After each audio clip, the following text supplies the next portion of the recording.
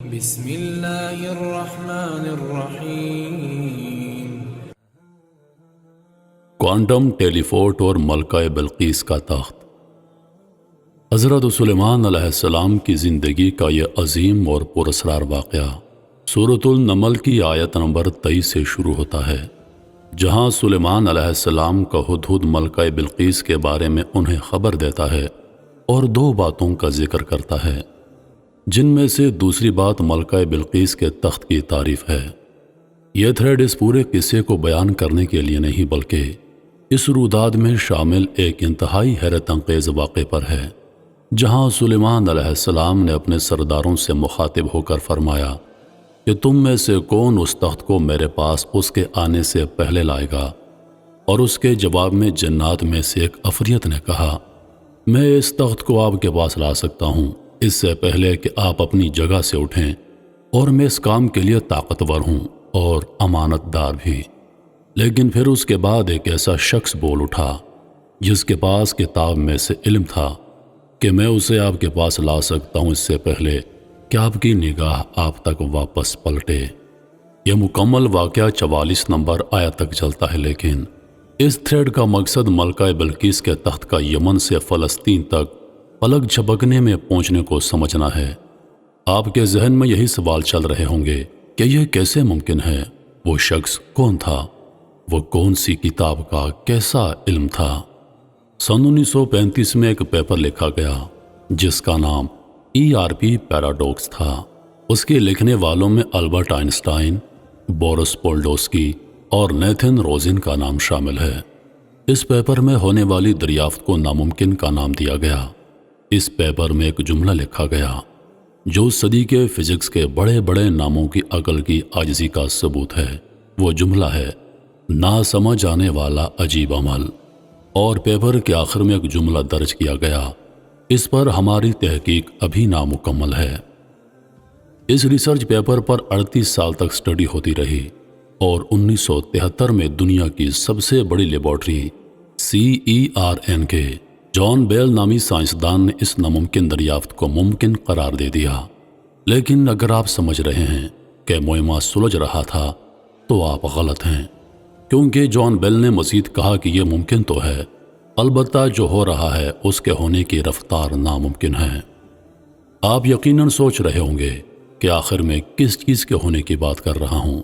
ناظرین، آئنسٹائن اور ان دو بڑے سائنسدانوں نے اپنے پیپر میں اس بات کی پیشن گوئی کی تھی کہ ایٹم کے سب سے چھوٹے ذرات یا جنہیں کوانٹم کی دنیا کہا جاتا ہے، اس دنیا میں ایک ذرے کی خصوصیات کسی دوسرے ذرے پر منتقل ہو سکتی ہیں، چاہے دونوں کے درمیان فاصلہ کروڑوں میل ہی کیوں نہ ہو۔ انہوں نے اپنی دریافت کو ناممکن کہہ کر مزید تحقیق کے لیے چھوڑ دیا۔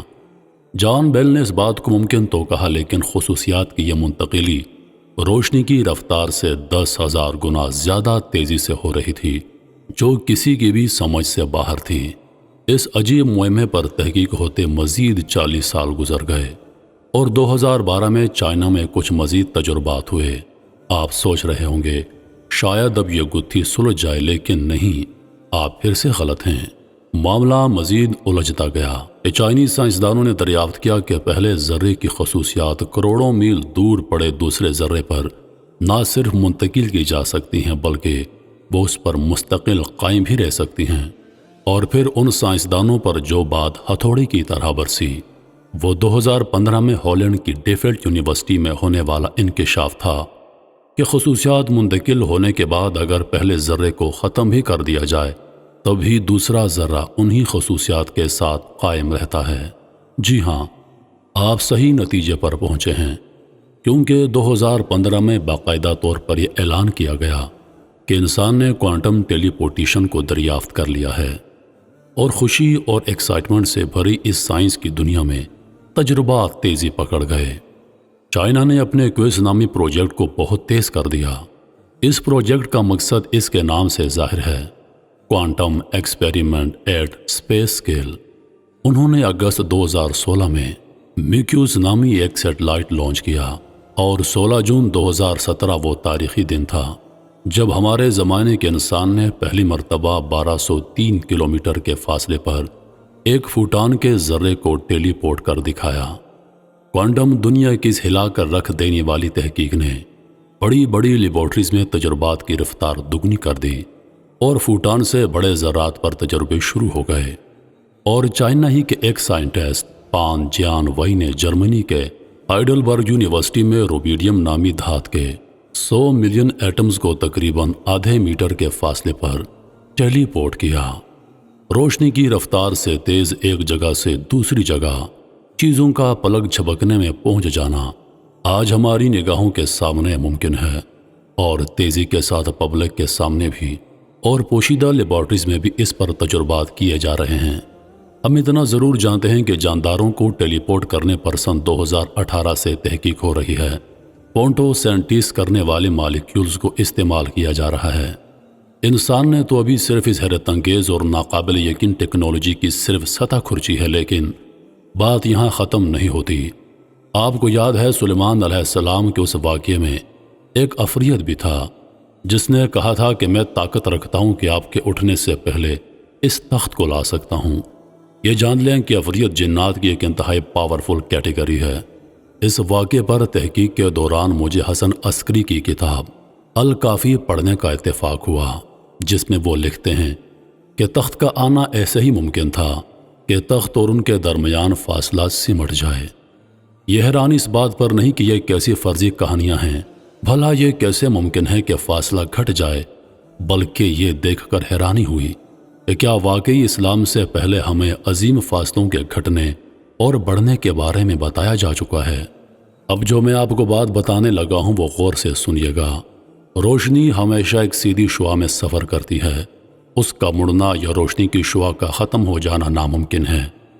لیکن 2011 میں لی گئی اس تصویر کو غور سے دیکھیے، آپ کو زرد رنگ کی اس کہکشاں کے گرد ایک سفید دائرہ نظر آئے گا، جو در حقیقت روشنی ہے، جو ایک دائرے کی صورت میں مڑی ہوئی ہے۔ لیکن کیسے؟ یہ کیسے ممکن ہے؟ روشنی تو صرف سیدھی ہی سفر کر سکتی ہے۔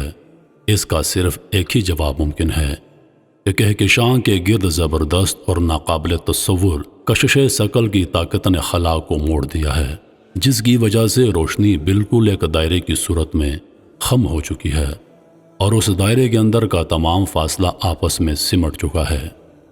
ناظرین، یہ کیسا مذہب ہے؟ یہ کیسی کتاب ہے؟ میں اپنی زندگی کی شرط لگا سکتا ہوں کہ یہ کتاب کسی انسان کی لکھی ہوئی نہیں ہو سکتی۔ یہ سراسر ناممکن ہے۔ اس کتاب میں صرف 3 آیات کے اندر ہمیں اس ٹیکنالوجی کی خبر دی گئی ہے جس کے بارے میں صرف جاننے ہی میں انسان کو 3000 سال لگے۔